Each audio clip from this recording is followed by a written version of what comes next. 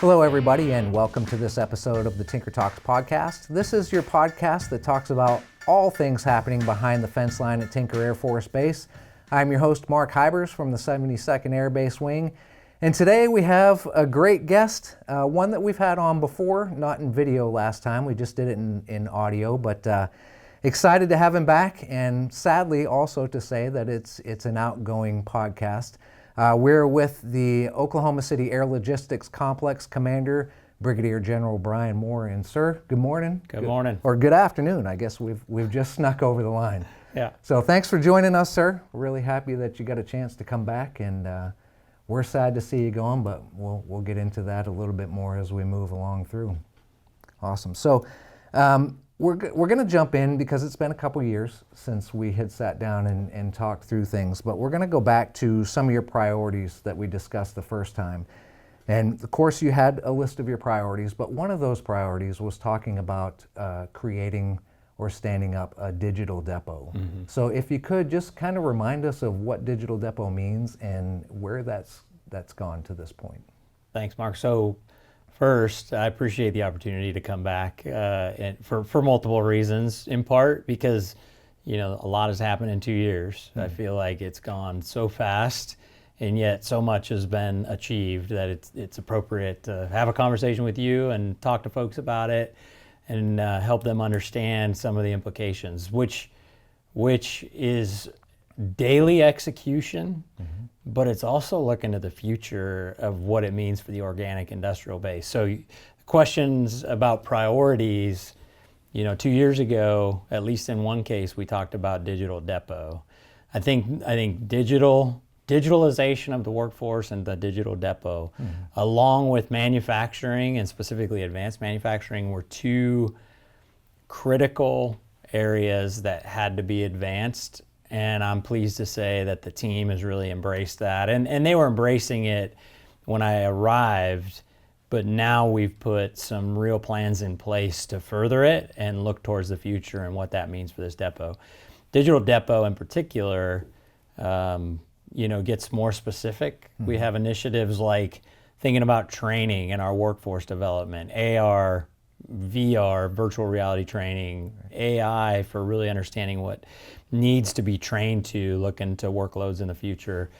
If you think about what that means and how people learn and train and develop, we have to transform the workforce. So I'm pleased to say that the leadership team here has done a great job thinking through that problem set and bringing some initiatives in that have plans of action behind them.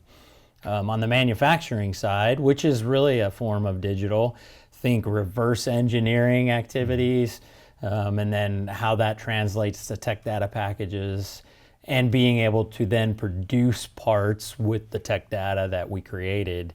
It's amazing what this team has done, not just to bring in capability and capacity, but to also bring in workload. I think since I arrived here 2 years ago, it's been tenfold of increased workload.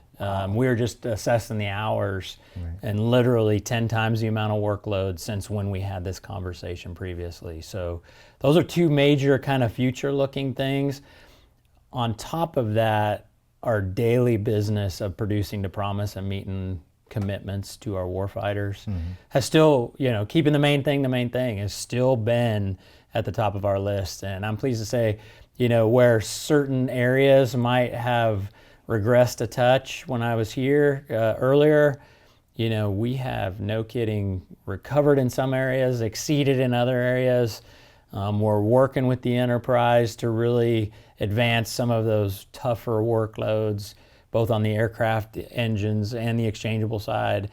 And we've got good plans for execution on how to keep meeting our commitments. So this depot is fantastic in meeting its requirements, and they've been doing that every day since I arrived.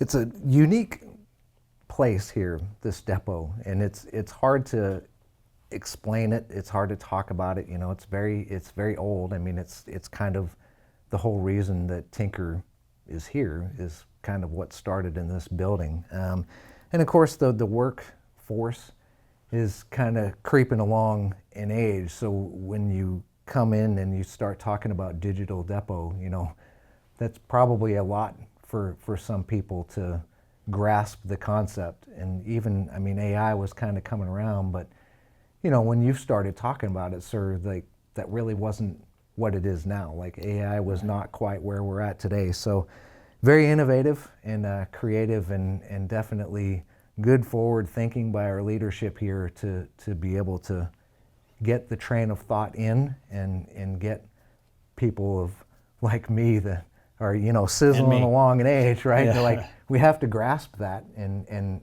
embrace it and move on. So yeah, I just to expand a little bit. I mean, I think we need to recognize, and I probably said it the first podcast, but in this depot, our mission is combat ready air power, to produce it for the warfighter, and that includes the oldest old stuff, right, as you kind of alluded to, as well as the newest new, right? Bringing in the B-21, the expanding the KC-46 campus. Both of those platforms are completely digital platforms. You know, we like to say if the KC-135 has 100,000 lines of code in it, you know, the KC-46 has millions of lines of code in it, and we're talking digital maintenance in that regard, right? So you kind of got to have the ability, the capability to do the oldest old and the newest new. right. It's wild to think about. I mean, it's just hard to wrap your brain around. So over the last couple of years, you've had a lot of successes running this group in this very large command. Can you think of one that stands out that might be your biggest or your best? So what kept me up at night was in some ways we are the strategic center of excellence for propulsion. This complex is. Right. And what kept me up at night was making sure, we're being able to execute on the propulsion end. Probably kept me up at night on aircraft too, but that has been consistent and standard over time, as has exchangeable commodities, different commodity lines. But engines is such a strategic work set, high technology, very costly. And every weapon system and mission across the Air Force are dependent on our ability to produce thrust, right? Right. And so on our 16 engine lines, what concerned me the most was progressing them, meeting the commitments, and thinking to the future. Probably one of the great, there's a bunch of great achievements, but one of the great achievements is the way the enterprise has really come together over the last 2 years to think about the future of organic propulsion. And I'm just proud to say, working with Mr. Sneeden and the LP team, that we are thinking about and planning for strategic propulsion workloads in the future. We were already working F-135 engines. We're planning for the future on that collectively with our industry partners, Pratt & Whitney in that case. But we're also thinking about bringing in, T-108 workload and, whatever future engine propulsion requirements look like. We're working that, the KC-46, F-139 potential, just a whole lot of future planning activities that are really coming together.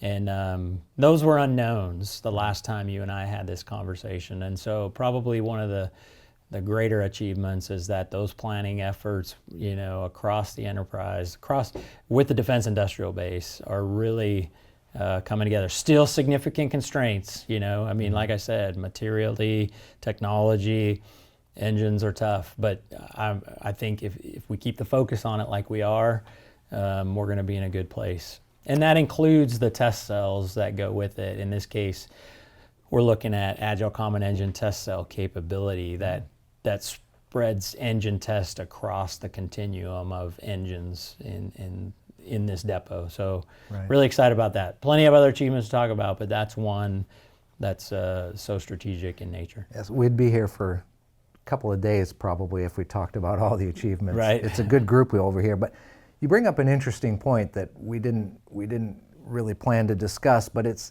the future workload. I think a lot of people, I don't think, ever really quite realize that there's like a team under you that is consistently looking for what are we working on 5-10 years from now, you know, as maybe this platform starts to phase out, like how are we going to keep bringing this in? I think that's huge. Yeah, so under our OB team, Mark Astorga, and then Jimmy James in our planning, OBP planning, they've done some incredible work to really think about the future. And it's not just thinking about it. There's distinct planning activities that have to take place to activate workloads, and they're doing all that integration and setup. And so they've really done a great job, particularly on the propulsion front. But I mean, on the commodities front too. I mean, think of all the commodities that have to be stood up for new weapon systems, like the KC-46. They're doing some really incredible work to activate these workloads and keep us sustainable. It's wild, and your AOP is working well over there too. I know when we bring honorary commander groups through, and the KC-46 folks are running down their AOP stuff, and where they've come and getting the test flight cell, 10th Flight Test Squadron up to speed to start flying check rides. And so that's interesting. AOP being our production culture, art of the possible, theory of constraints, for those who aren't as familiar with it.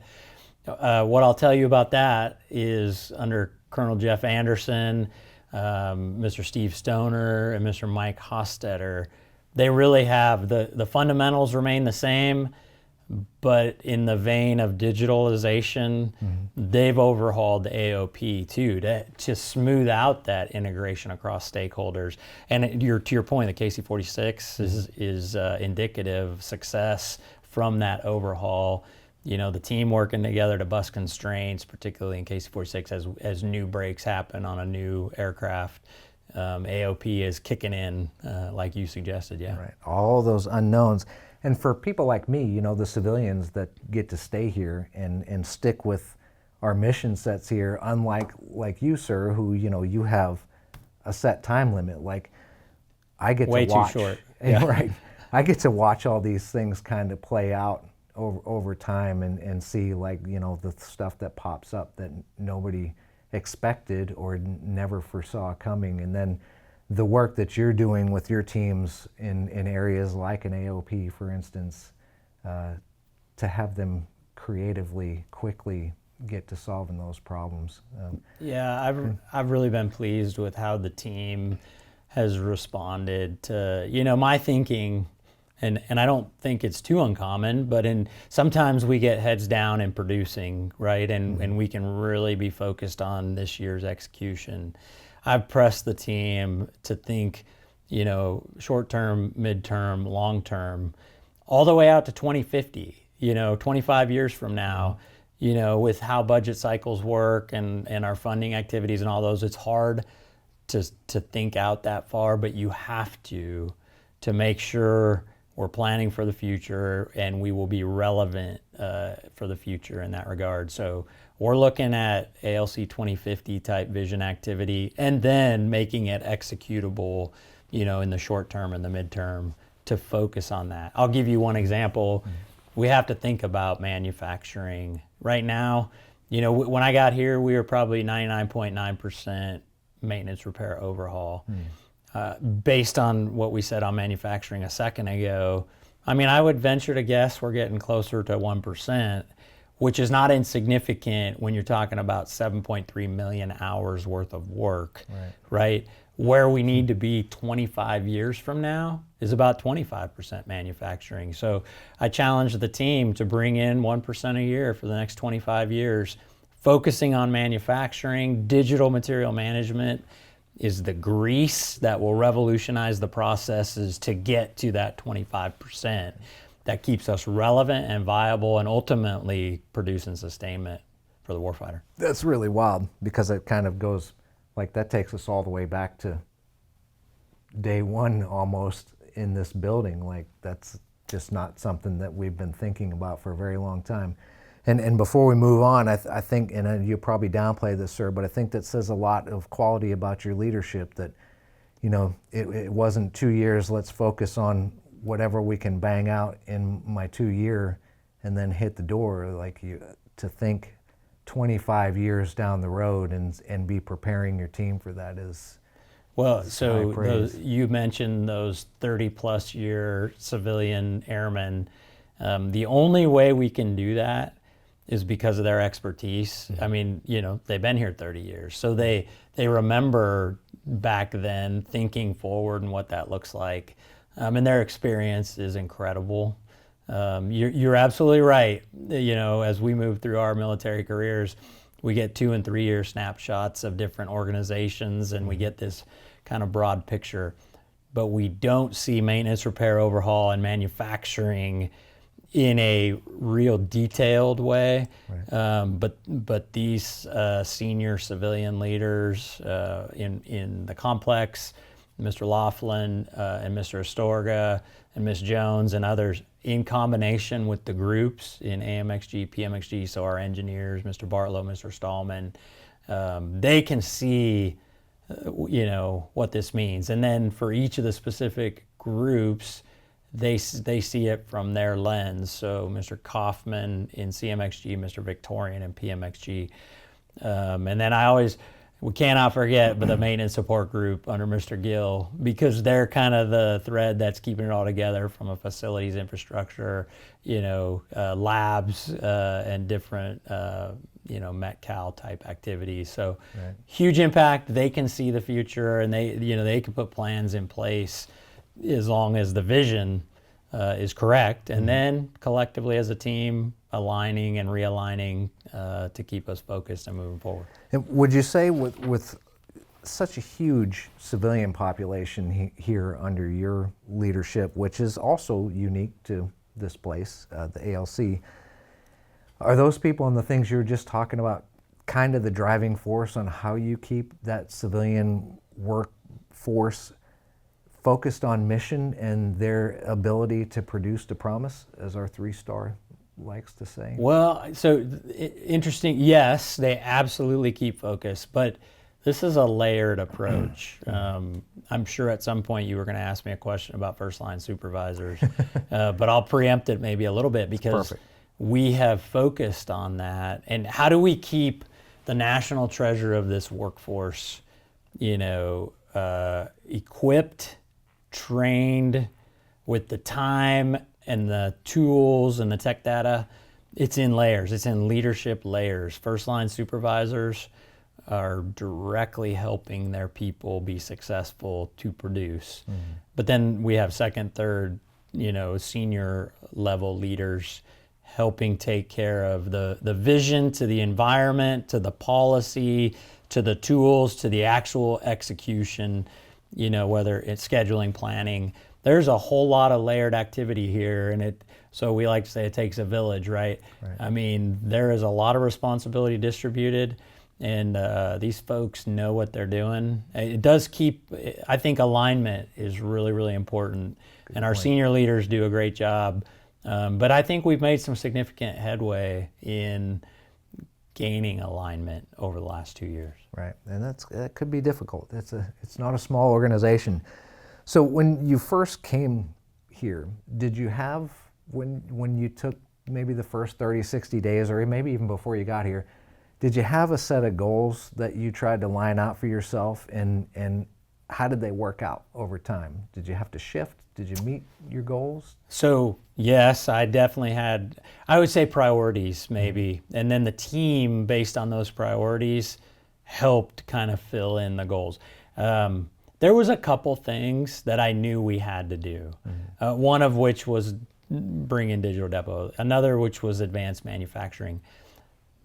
But in addition to that, and I started working this not knowing exactly how it was going to go, we needed to think about posturing repair forward. So over the last 20 years, we have centralized repair to the depots, right? If you remember back in 1995, there was base reduction and closures. We went from 5 depots to 3. That was even further consolidation and centralization. Well, based on the threat environment out there today, we need to think about how we posture repair more at the point of need and closing the gap between mission generation and our maintenance, repair, overhaul activities. And so working with Colonel Jay Martin, who's my mobilization assistant, we've come up with a concept under General Hawkins's GENIS concept. His is, so GENIS stands for Global Enterprise Network for Universal Sustainment. Think sustainment activities forward in partnership with allies, partners, industry partners, as well as our own organic repair capability forward. Posturing for the next fight, right? Within that, Colonel Martin and I came up with a concept called GENIS Falcon. Falcon is an acronym, Forward ALC Operational Node. And it essentially embeds depot artisans with operational units. Why do this? Because one, we need to get faster with discipline on repairing so the warfighter can produce to mission requirement. Right. So two, we need to maintain the efficiency and effectiveness within the depot apparatus to continue to be successful here while we posture forward to help mission generation. In this concept, we take depot artisans who are still tied to our business processes, our production processes, our quality, safety, training, and we forward posture them. Right now, it's CONUS, and we're looking at a few other areas like Joint Base Elmendorf-Richardson, maybe Hickam, some areas potentially overseas, but we haven't started those yet. Right. And we're actually performing depot maintenance, depot level maintenance in operational units. This is a big deal. We've actually produced in Dias on B-1 Avionics. We've produced on KC-135s at Fairchild. We've produced overseas at Kadena. And we've produced some engines at Seymour Johnson. It's really, it's a big deal because we're putting LRUs back in the hands of flight lines. We're remaining financially solvent. And in addition to that, we're training blue suit airmen on certain higher level system knowledge while we're able to produce. So it's really a great partnership with these operational units. And I think it focuses our readiness and repair at the right places as we develop this program out. It's actually really exciting. I'm trying to not be too giddy about it because I really think that this is really neat stuff. And because for the last few years we've been really talking about mission capable airmen and the agility of our young force and how we're going to maneuver them out and make sure that decision making's happening at little lower levels. But I mean, I don't think that, certainly not in our area, we hadn't been thinking about this sort of thing, like taking civilians or these types of civilian and doing the same sort of thing, like teaching them how to be more agile and capable and sending them out. But yeah, just to be clear, because folks will think we're putting civilian airmen in harm's way, right? And that is not the case. Right. These are scheduled, largely scheduled depot level activities that fall in on already established bases out there to help expedite those repairs. Yes. But when you take a depot level artisan who's been working that workload for 15, 20, 25 years, and you put them side by side by a brand new airman, maybe straight out of high school, you're able to transfer knowledge that's really been centralized over the last 20 years. We're able to transfer not just repair capability, but knowledge back to folks in the field. And I think it's just huge. I think it's a force multiplier. Already gaining big traction. I think it's going to be a big win. Right, for sure. And thank you for clarifying that. Yes, when nobody is going out into the field of fire out there, but still so exciting because it's just not like it kind of falls into that agility and stuff. But yeah, nobody's in harm's way. So you have worked with great leaders in your time. You've named a bunch of them. Have you been able to take away any valuable leadership lessons from all the great leaders that you've worked with here? So probably the greatest surprise and lesson from these senior leaders is that we all have our, I'll say, strengths and weaknesses, right? Mm-hmm. But what's great about our institution is we bring them all together for biggest effect. I'll just give you a couple examples. There's folks that grow up in the financial elements of our business, and they know how to run the business wheels of this massive institution. Mm-hmm. There's other folks that grow up on the production side, and they know they've mastered flow and scripting and part supportability implications. They know how to produce, right? And there's engineers that we have, there's support activities, there's so many different things. And as they grow up in these different areas, we have to bring them together to really capitalize on the collective wisdom of all of them. Because, I remember our 4-star used to say, one of us is not as good as all of us. And that is absolutely true here in the depots. So my big takeaway is, bring them together, and it's a compounding effect for effectiveness, and it's really an incredible group of people. It's been, for me, it's just been so eye-opening to see what they can produce together as they capitalize on each other's experience and expertise. It's just fascinating. It's awesome. Good lessons for the future. And so now that you've been here and you're starting to wind down this part of your tour, and not your first time at Tinker, but in the command and leading, is there anything about this position in your last couple years here that's surprised you at all? Or what surprised you the most, I guess I could say? I'll kind of contrast the strength with the weakness. And the weakness is that we are such a complex enterprise of sustainment that sometimes it can be surprising how difficult it can be to move the enterprise forward on meeting all the commitments that we need to. So surprising in a good way. We kind of looked at how that integration was happening. And if you remember, I came here with a focus on integration. General Richardson, our 4-star boss, made it clear that we have to integrate not just across the centers within Air Force Material Command, but within ourselves, right?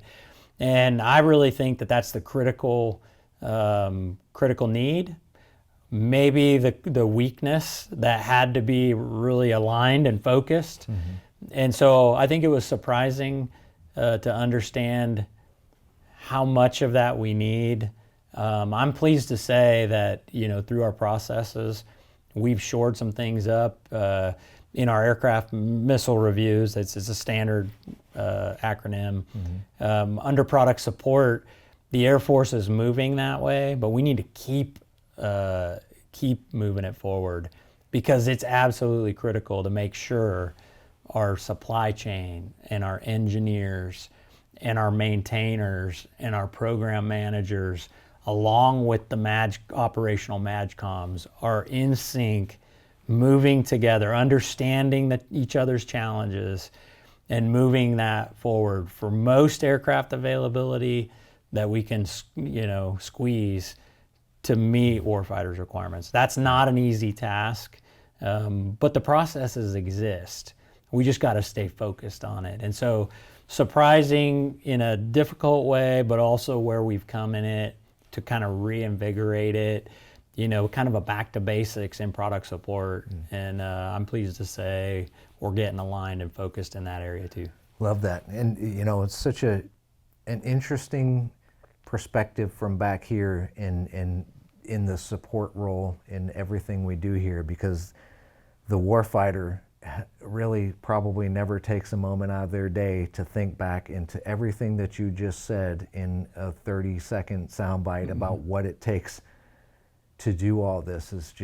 It's baffling, but cool for us, cool for them, because their stuff works when they get it because of your team. But yeah, and kind of cross-checking that the whole time on what their mission requirements are, to include operational as well as training. I mean, they've got to fly to train to be able to fight.